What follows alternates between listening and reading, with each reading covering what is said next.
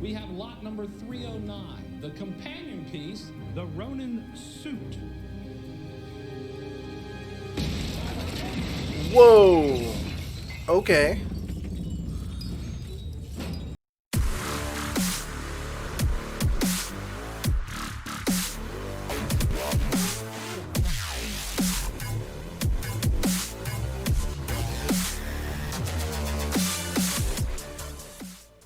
Welcome back, Vicarious viewers. My name is Vicente, and today I'll be reacting to the first episode of Hawkeye on Disney+. Some of you may be wondering, hey, you haven't released all of What If to YouTube yet, but don't worry, I was able to react to the last half of it all in one night, and I've been releasing them on Patreon and then editing them for you guys. But I did want to get a jump start on Hawkeye because it feels like this entire time I've been trying to play catch up with all of the MCU series on Disney+, and I haven't really been getting them out on time when everyone else has been.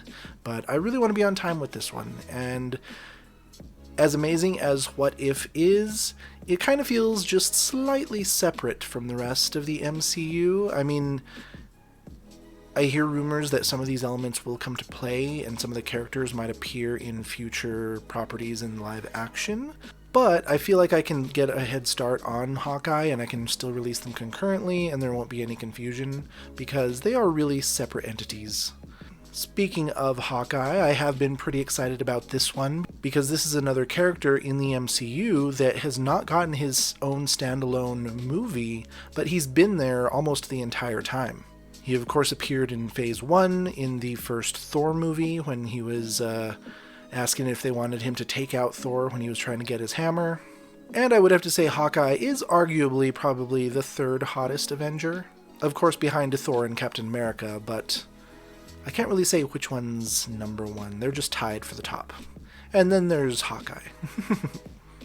I would have to say the Hulk is lovable, and Tony Stark is like the fun guy and the life of the party, but I wouldn't really want to date him.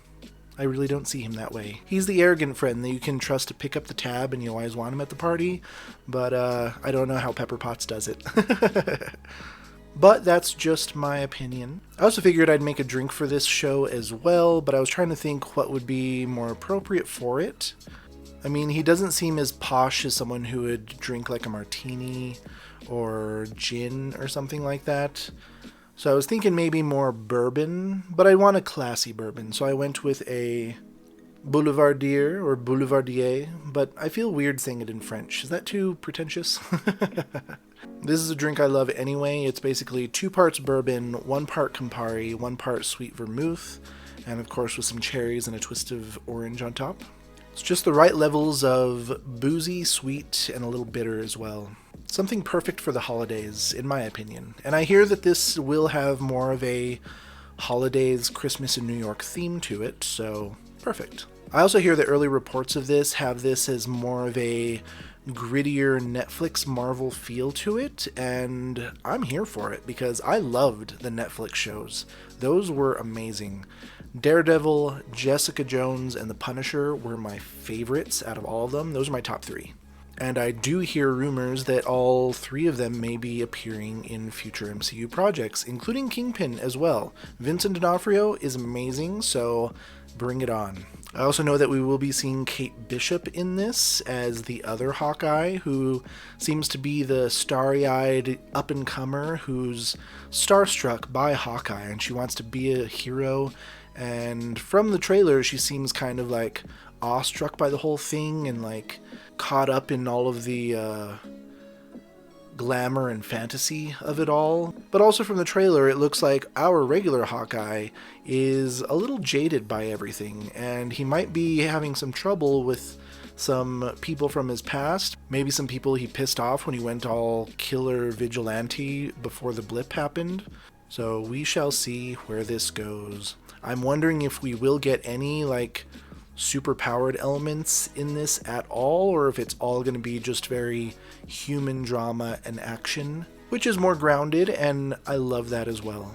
My plan is that hopefully I can get these loaded in my Patreon and then edited for YouTube before Thanksgiving. I'm watching this the premiere night. It is Wednesday night.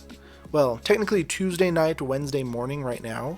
Hopefully you will be watching this on YouTube Wednesday during the day, and hopefully I can get the second one edited and get it to set to premiere on Thanksgiving. I will be driving back home to see family, but I figure it would be nice for you guys to be able to watch this on Thanksgiving too. If you don't see the second one on Thanksgiving, I didn't have enough time, sorry. But hopefully I will get it to you either Friday night or early Saturday. If you do want to see any of these full-length reactions before they ever hit YouTube, feel free to head over to my Patreon, where you can see all my full-length reactions there, and my reactions to all of the other Disney Plus Marvel content as well. You can even click on the About section on my Patreon page, and it'll show you a list of all the content available. But enough talking, let's go ahead and jump into this episode. Even as fantastical and huge scope that a lot of the MCU can get, I still really appreciate the inclusion of the more human, down-to-earth, street-level drama that you get with Captain America, Black Widow,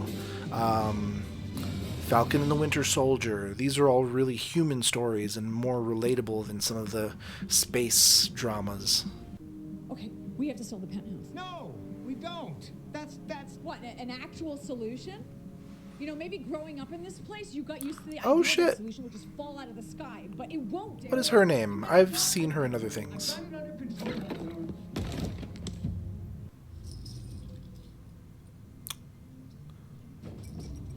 What was that?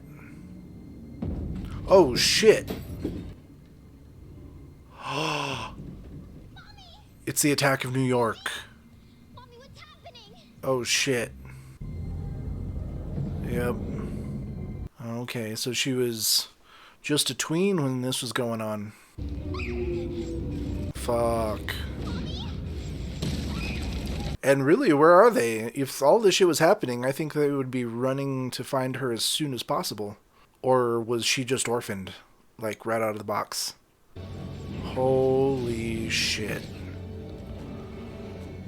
I wouldn't be standing that close to the edge. I would be behind a door frame, staring from way off.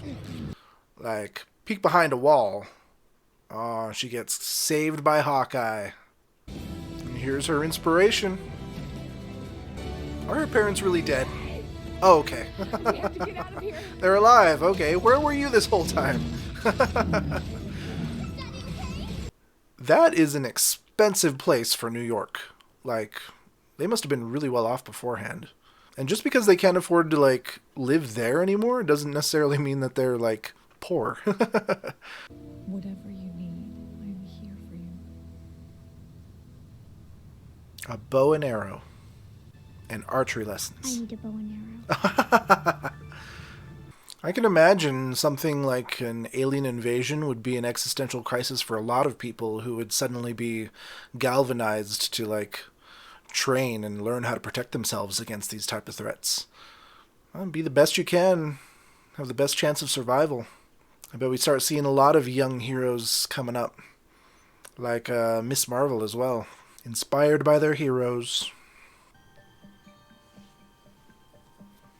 We haven't really had an extended title screen since maybe WandaVision? Well, What If does have title screens in his opening narration. And what are you up to now? Does the bell swing back and forth, or does the dangling thingy in the middle swing back and forth? It's obviously the bell. See? Depends on the I bell. would disagree. Because some things move the bell and some just move the dangly thing. Depends how it's hung and what kind of ringing mechanism is attached to it. There we go. The dangly thing. What? Right? No way.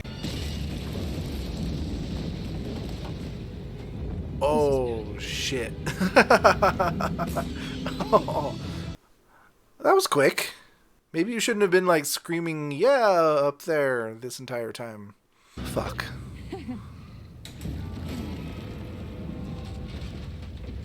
Oh, that sucks. That's expensive. Is that a historical site? That's probably really expensive. Though with the penthouse they were living in earlier, like I said, they're probably not necessarily poor. It was probably like $1 million like penthouse that they were living in. Did you see the chandelier they had in their original place? Seeing some Broadway? Is this going to be copyrighted? Can I include this in YouTube?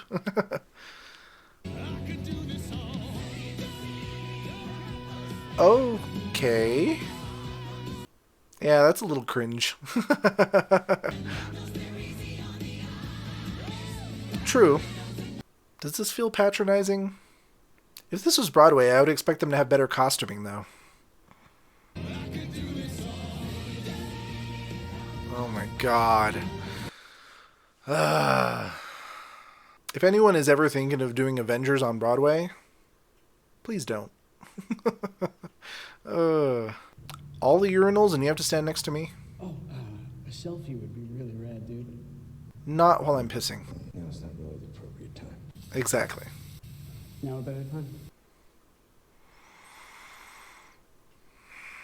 Why don't you start making it up to me by putting on that red dress in your bedroom and coming with me tonight? You owe her that much. I got a new one for the case. We might have to retire some from when you were Was your little mom to not make there room. for a championship? I like those. Let alone even know about it? What's with all the swords, Mom? We miss you. I miss you. I can't wait to see you guys tomorrow. Okay. Bye, Mom. Bye, Mama. Dang, so is he going to be alone with the kids when shit starts to hit the fan? That's troublesome. Then we have to decorate the tree. There's 1,000 things to do. Decorate a tree? Where are you staying? I'd appreciate it if you wear something a little more ladylike for the wedding, so we won't be competing. What wedding? You don't know? Ellen and Jack. God, those secret little lovebirds. Oh. Huh. Okay. Seems like you won the jackpot. I'm not so sure. What does that mean? Did he just insult her mother? Ugh, rich people.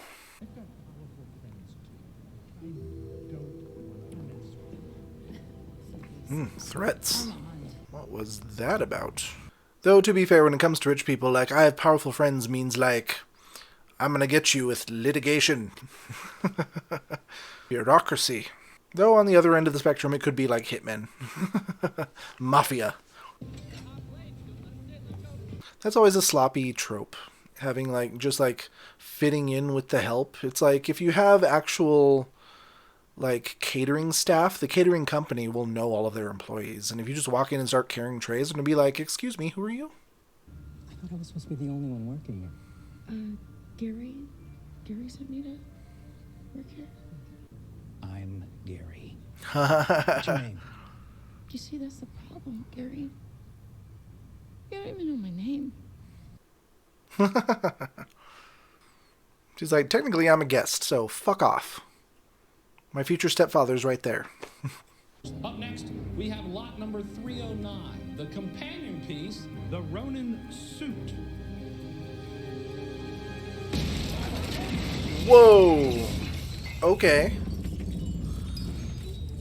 So, evil Russians. We've got 90 seconds to find a watch. Everything else is secondary.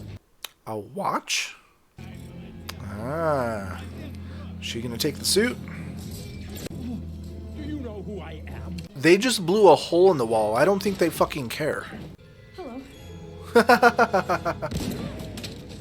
Oh, shit. So are they gonna think that Ronin is in town, and then they're gonna put out, like, the word, like, Ronin was seen in the city. Everyone find him, put a bounty on his head. And then they're gonna try to track it back down to the real Ronin, who, of course, is Hawkeye. And she just put him in the spotlight. Aw, don't kick the dog. You need to die. Why is she chasing the dog? Why would you take off your mask? Like, thank you, we know who you are now, but masked men don't usually, like, take off their mask, like, when they're in the middle of the street.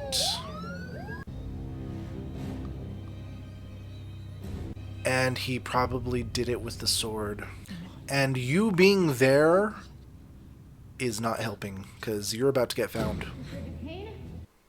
Well, shit. This just got messy. Real messy.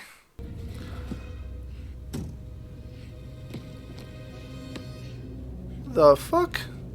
Where the fuck did you come from?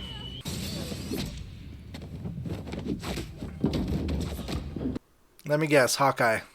Well, they had to meet eventually. And I bet him seeing someone in his old costume on TV, he was like, I gotta find out about this. Come on. You're a Hawkeye. And who the hell are you?